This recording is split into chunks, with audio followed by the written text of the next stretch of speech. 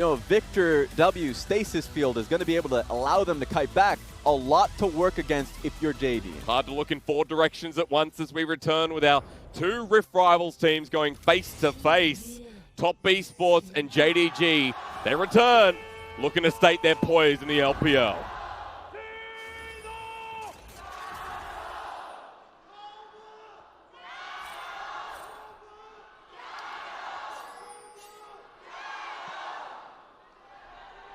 For anyone out there who doesn't know, as LGD tries to seep its way through the chants, the home crowd always goes first no matter what side they're on. So DX Masters hits Jing Dong hard, and the crowd's there to support them here in Game 1. So as you can already see, just based off the rune choices alone, LokeN's going towards Comet for the extra bit of damage, but still has, you know, a build towards Frostbang. So it's essentially, if you think about it, basically a Sona Taric lane. Yep. Or a Sona Tom Kench. I guess that makes sense, there yeah. But just that extra AP, it also allows the Irelia to be a powerful pick here because you can have, you know, AD in both your mid and top lane picks while still having some AP itemization there in your composition. So works well for the overall team fight. I want to start with jungle pathing though in this game, Raz, because in the top side we've gone to the vertical jungling side now. The Aatrox, who has the electrocute, being on the weaker side of the map at the moment. We'll see if Aki can get in and push Zoom down before he gets started. Yeah, it's a good challenge ultimately. I don't foresee a lot of action. I think Zoom's actually quite safe for himself. I mean, he's pushing out right now, and that's a small concern, but there's just not a lot of gank pressure there from Aki and 369. And I'm looking towards the bottom lane. I don't know, I'd say the same thing with how safe ultimately the Victor and Tom Kench is. So we'll have to see how this trade goes, though. There's a quick one onto QiuQiu. The aftershock just burns a little bit there, and a Ren to come in, but it's only level 1, and LokeN can just do that. We didn't really talk about the trade back potential, but the victory with Comet you mentioned is able to swiftly hit Imp. So, I mean, at the end of the day, it's more now of a challenge on the junglers to get as much experience as they go through it. Hasn't even, if you look into Gragas, both of them, to be fair, dived into the enemy blue side jungle to be able to, or at least their own blue side jungle, I mean, to be able to get the full experience on their end. I don't like this idea, but we'll have to see. They're both at level 1, so it should be as easy as it gets here. Massive wave, flash on from LvMao, the double body slam eaten up by QiuQiu underneath the turret. LvMao takes a couple of shots on the TP from Knight to come through. That was well reserved from Top Esports. Yeah, well played. I mean, level 2 coming in from both QiuQiu and LokeN. It'd be a good thing to be able to see the specific replay and see when they got level 2, if it was already working there for QiuQiu, and if it was any real danger to LokeN's life. But I don't want to say it's an overreaction from Knight, because those are very dangerous dives to be able to let your team go through, right? Yep. So it's good to be safe, but at least JDG got something for the trouble with the teleport. Well, you can see how they built up the wave and what actually happened in the end with Imp and LvMao pushing forward. A double wave collapsed, and LokeN and QiuQiu, the main thing is they get out, no need to burn the teleport, and you can walk back to lane, and the summon is still all up, bar the teleport for Knight. Yeah, my only question on that situation was, what did Tom Kench level at level 1? If he had leveled his W, then that makes it actually all the more easier to defend. But off that wave, if he was able to rank up W, then that's a sick play. I mean, that's just, he recognized what he needed to be able to get to level 2. So those are the small things. If you guys want to replay, because you're not going to get that, then perfect. I don't think Kanavi's going to go to that bottom lane again. You're right, it's not going to happen. Kanavi burns the flash in that engage as well. Now hovering around the mid lane with LvMao, our famous roaming support, moving mid as well, just trying to put some pressure underneath Knight. This is certainly just going to be one of our slower games. I think Knight's got himself a good slow push here going. Actually, he's going to speed this one up knowing that Yagao has based himself. He at least wants to get this wave crashing. Yep. But if you look at the top lane, it's a pretty decent freeze, or at least a good hold that Zoom has. So it's going to be harder for 369 to be able to fully push that one in. It's my only point. And there's no support coming up from the jungle because we've gone back to regular side of the map. The vertical jungling has ceased. Camps cleared out with only a cloud towards the bottom side, so it suits the slower game. It's going to take a little while for the wave to come in, but LokeN and QiuQiu have really effectively held the wave here at their turret. So it just makes it easier now for Top Esports to hold their bottom lane firm. There's not going to be a gank whatsoever. Sure, Kanavi's in the top side of the map, but even if he was bot side, it would be difficult.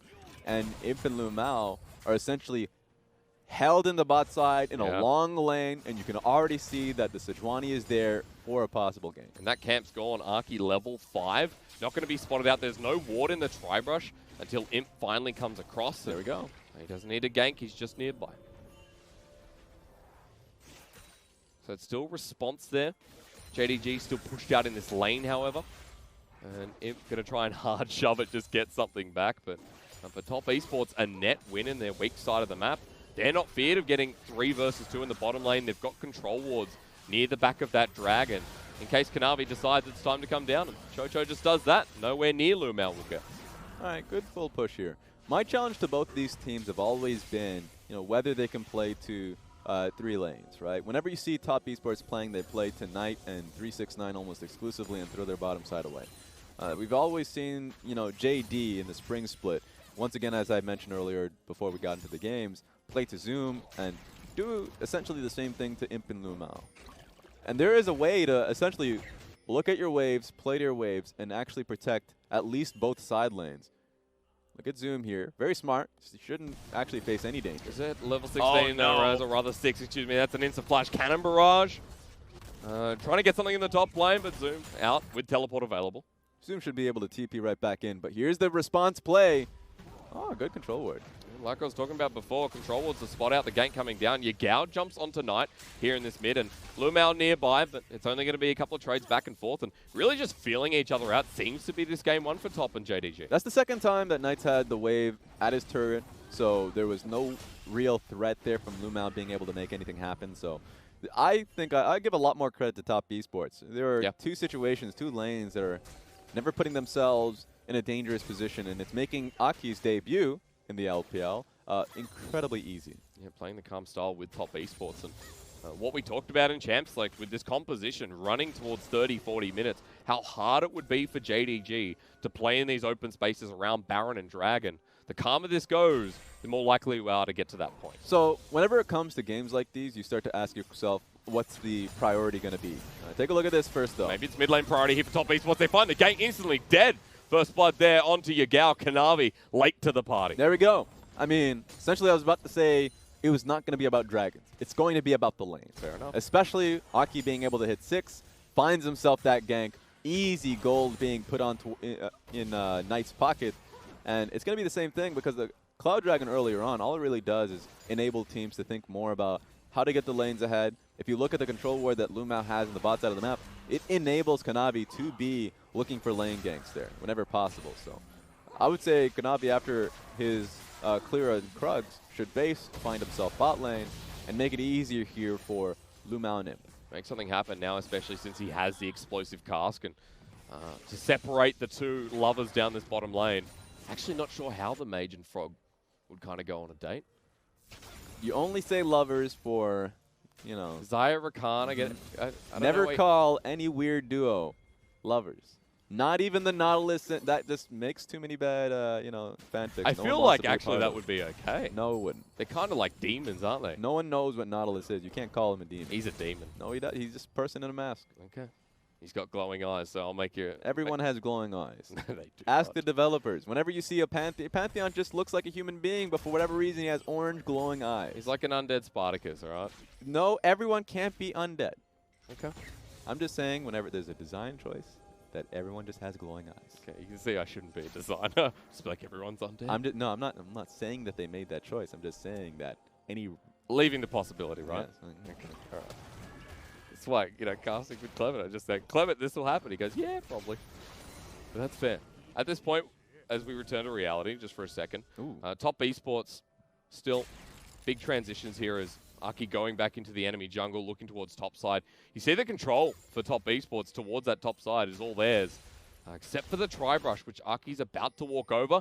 The ward just expired, but turns into a Ghost Poro, so Zoom now knows he's in trouble. Ooh, let's see if we can get out of this one. Arctic Assault into the Glacial Prison, knocks him down. He can't hold. He's going to go into the World Ender anyway, but no reset there. Dies immediately, and Top Esports juggle that like they're juggling balls. Easy setup, but take a look at LvMao. Always looking for a possibility, trying to get something going alongside Yagao, but it happens way too quickly. Feels bad when your support's trying to make the plays, roaming up topside, and nothing is happening on that one. A really big ask. Kanavi, meanwhile, his trade will be the Dragon in the bottom lane, so getting something with the next coming up Mountain. But Aki now starting to Rift Herald, and it's only 10 minutes in. And this can definitely live in the game with the next dragon being a mountain. So it's going to be a lot more aggressive. Taking the straight. Duet lands into the Vanguard's edge. You just find yourself an easy kill. Solo kills for Knight. What do you expect? LvMao is roaming into the mid lane, and he wish he wasn't there. Knight is styling on this mid. These lanes are not looking too good for JD. Right out of the gate, 369, Naki is able to get the kill on towards Zoom. And then you find that happen, a solo kill onto Yagao just like that. Oh man, he was already 10 CS up. I guarantee you the next back is going to be dangerous. And Yagao starting to feel the pressure a little bit as Rift Herald now secured. Top Esports can send this top, send it mid, even look for Zoom again. All right, let's go for the play. After Gasol available, 369 hits him first. They're looking for the chains. Remember, it's a melee matchup, so it counts with the permafrost. There's no ult available for Zoom. He's getting bullied as well. Solo laners in hell as Zoom almost makes the escape. In fact, does. 369 can't get the parlay off, and Kanavi's coming in. Yeah, it's Flash here. He even has blue smite. See how much damage. Aki no ult just yet, but we look to the bottom side while they engage onto QiuQiu. You get the hail of blades, but LvMao spat back up. Ult goes golden, but the damage is still there. LokeN teleport should be able to them. find him. The Fate's call will pull him out of danger, but you mentioned the teleport. It's Knight who's coming in. All right, they have a clear exit, so... Wait a minute, are we doing this again? This is still happening. It's an ult back onto Zoom. They flash, they want the permafrost, but Zoom gets out a second time, this time burning his own flash. It doesn't matter if it's XX or Aki. If you're on top esports, you're camping top lane. That's the lesson that we have here today, but Yagao's putting a stop to it. Get away from my top laner. Well spotted here by top esports, running away from the turret. Run. Could have been even worse than it was, but Zoom surviving this. Let's not forget the pressure he was in before. Now this is a good moment. Able to pick up turret plating, and JDG able to control this top side of the map here against top. That just makes you a fan of JD and Zoom. Like, no one wants to be camped consistently. It's frustrating. But being able to see him succeed, get out of that situation cleanly, pie on Aki's face. It's a good news story. At least JDG can play through one of these lanes, because bottom lane was already ahead, sure, but top esports were able to quell that with the last engage, with LvMao burning the ultimate and burning the engage himself. Even top esports to push this bottom lane turret. Gold back into Victor's hands. And you can already see with the Nautilus movement, they're just going to be giving this one away. They don't have much of a choice if you're JD. But so far, this has been pretty good from top esports, at least with how their bottom lane has been doing. Yeah. You love to see it happening. The quest gold had already been completed by LokeN, which is why he's been farming it up. But take a look at this. Knight might be caught out. Dredgeline dodged away, but only by an inch. Kanavi burns the Predator as well. 3 members mid for JDG, while the Rift Herald charged the bottom lane and ran into Imp. I thought that hook was supposed to be thick. Yep. But apparently, he just held his gut and got straight through it. I saw one on the LVC last night that was next to a turret and curved its way through. So. Yeah, there we go. Unlucky. What can you say? Big question mark. Well, close but no cigar for LvMao. At the end of the day, they pull away from the mid lane, and so does Knight. I was wondering what he was going to get next time he backed it. It was only the Phage, or at least I don't think he's backed it a long time, so Knight would be sitting on a hell of a lot of gold. Also now hitting level 11. There we go. I mean, he's doing incredibly well for himself. That's why he's on bot side, where I would expect the dual lane to be. But it makes a lot of sense that they're mid to be able to eat as many waves, and they're just great wave clear, if you have a Victor there. But he's going to be tested very soon. Level 8 into the mid lane. Depth charge comes out. Flash immediately underneath the turret. Looking for the dredge line. They find it. They pull him back in and delete it. But the gravity field underneath turret. Kanavi almost dies. Help. The cannon barrage makes him go golden. But QiuQiu's here. 1 lick, 2 lick. We need a tongue lash to get the 3rd. He can't get the kill, but Kanavi. That was well played. Well played. And you even saw Yagao batting the frog out of there. QiuQiu had no chance to be able to save his AD carry on LokeN. So an easy kill. 46 seconds until Dragon comes up. Gives him a pretty good chance to be able to ward up the bot side area. First kill of the game. You said it, Raz. It'd be a fight over the Mountain Dragon. And the setup now coming through is pings going down to the bottom side. Blue buff will be first. Vision control next here for JDGs. Right now, it's looking all blue for top esports. A lot of gold being put into the Victor's pockets just based off the Rift Herald on bot lane tower. But take a look at it. It's top actually that has priority over the Dragon. Simply because you already saw mid lane being pushed as JD made that mass base. So sure, they got a good base off, but now they have to fight for positioning around mid lane so they can actually look for some Dragon pressure, but that's not going to be a possibility. Top esports, though, walking into the enemy side of the jungle. Any other team, you'd think it's pretty dangerous here, but 4 members grouped up. Gangplank with teleport available, but no Cannon Barrage can join the fight. It's Top Esports for the one to start off. LvMao still very squishy at this point, looking for the face to come through. Aki goes too far forward, has to flush out into the Glacial Piston, re-engage onto Kanavi, who gets surged with lightning, as well as the blade that spear him in the back. Top Esports, a double kill tonight, and this guy, he's 90 down on JDG. Yeah, JD, get away from that tower immediately. That's 4 kills now in Knight's pocket. This man has been alongside his team along all of these fights. First one being a solo kill, so no one was actually even there for that one. But he's styling in this game. 2 kills for him and a Dragon as well.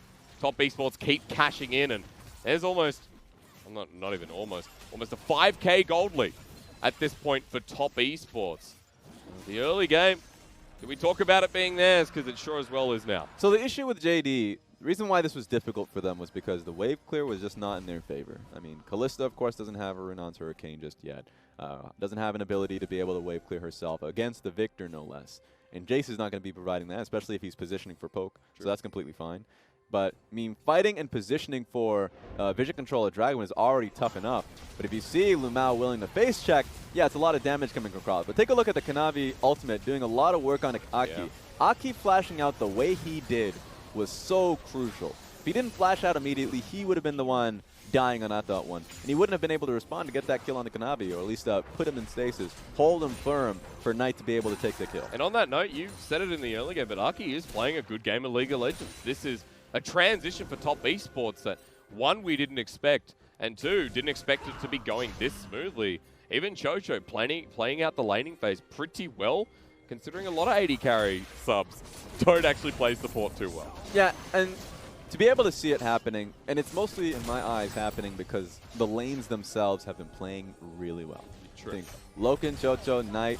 Oh, well, we're going for another one. He's being proactive, though, onto Zoom. He's going to pop the world and looking for the sun underneath turret now. It's Knight this time, so Zoom heals up a bucket load and survives. No miscommunication there. They recognized the healing was coming in pretty strong, and they just move away from it. But take a look at 369. Response on the bottom side. 369 has a Cannon Barrage. Will he use it? Dredgeline doesn't connect. He outplays for the time being, but look mid. Imp's being caught out. Slowed down. Healed up for the speed. Looking for one more. Licky time! Yes, it is! LokeN finds it with the Chaos Storm, and that's another kill going to Top Esports. Across the board, Top Esports are doing well.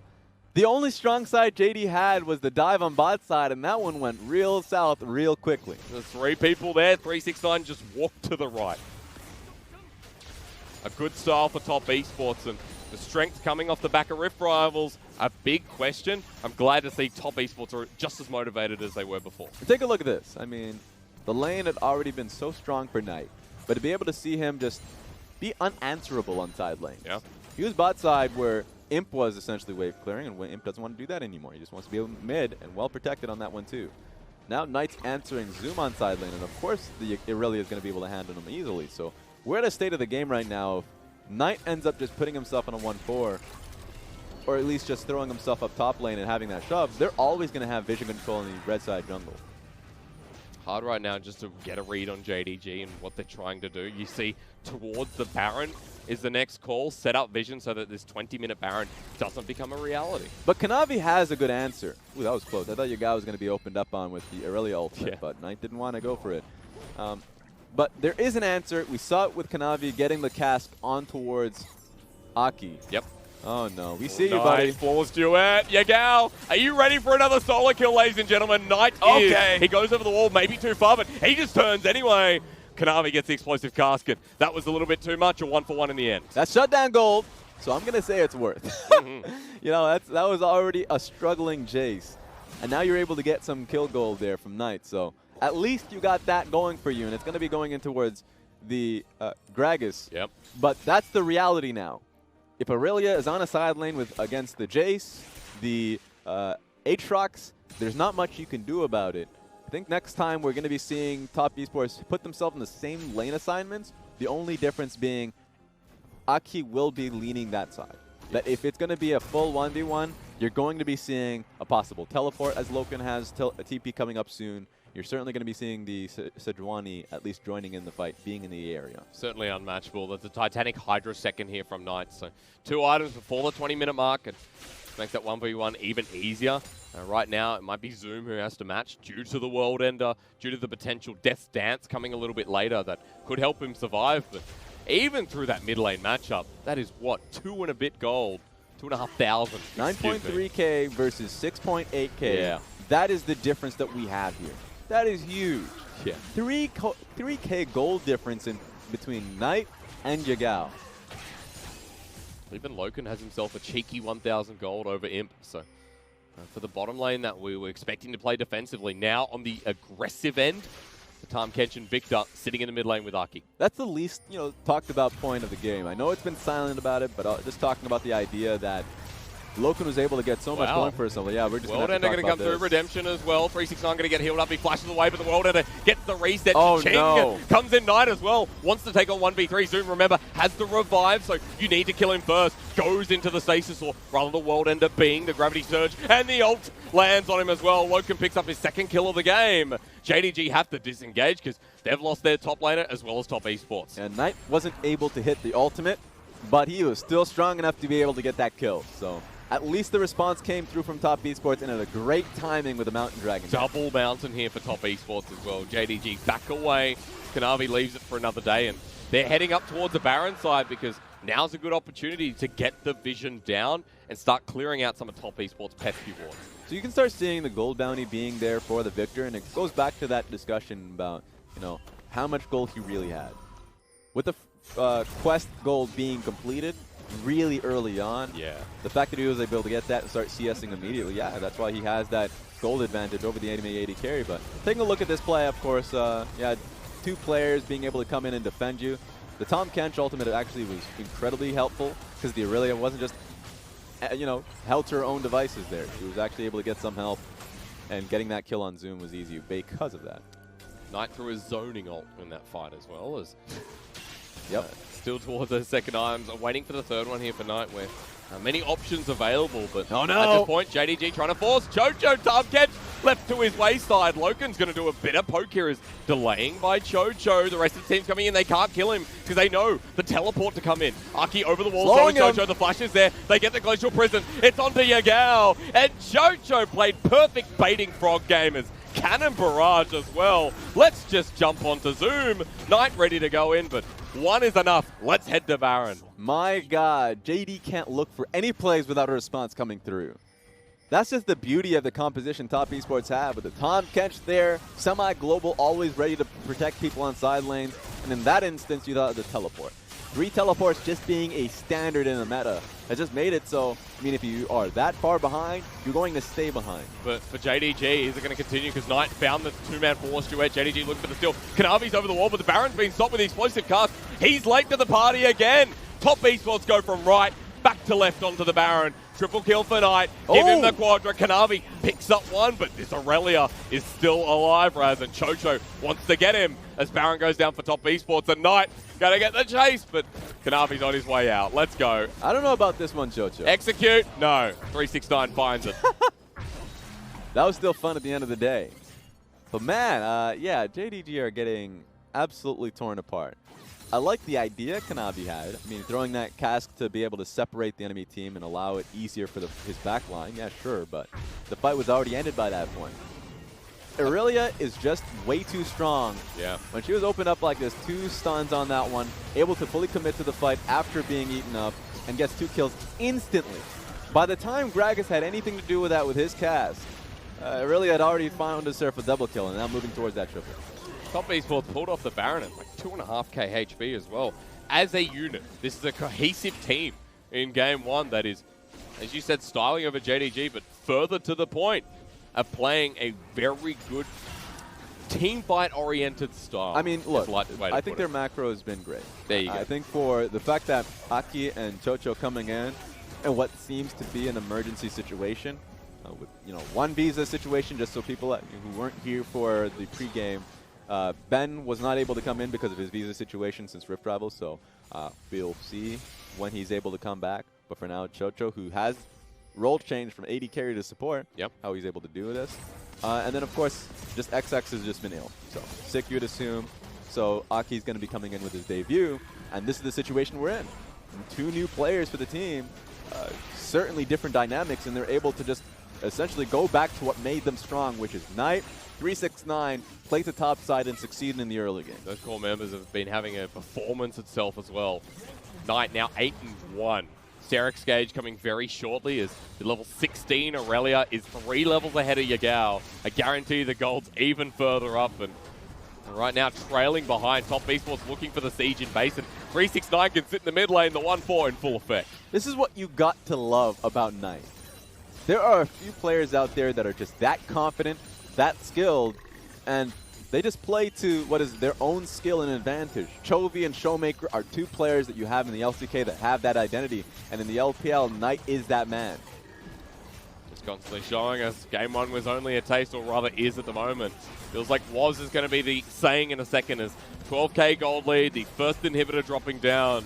Top Esports on the tear, and JDG just clearing up the rest of the minion wave once they've left. That's all they can do. One final fight. Feels like it's going to be the last. Yeah, I wonder if they're going to even look for this dive here. The concern is that top lane wave is not doing them any service. It's not helping them at all. And it would take a long time for them to look towards a super minion in the bot lane. So good on Knight. Start really pulling people in to defend this top lane turret. Or at least challenging them to do so. Yep. Just sitting in the sideway, finally goes down, and Baron's got 30 seconds left remaining. LokeN does take a big hit as Kanavi goes in, gets stunned midway. At least the body box there as Zoom now needs to commit with the World Eater. Pops into the ult, but a 2-man gravity surge pulls them together, claps them in, and Top Esports saving away LokeN. That's what QiuQiu's best at this game. Imp watches his team gets dissipated, and Knight comes in for the last hurrah. They're not even looking for the win anymore. They just have one set goal, and that's to kill somebody. They just wanted to kill LokeN. LokeN had to die, and they couldn't do it. It's just so hard here for JDG. Game 1 runs past them, and immediately Top Esports are going for the win. My goodness. What a game that we're able to see from Top Esports to come in this strong. And for a debut, they'll be coming in 0-0 and 11. Welcome to the LPL. 1-3 though on Knight. That's the first place my eyes goes. But you're right, the makeshift team of Top Esports still dismantle Jingdong Gaming. That was clean.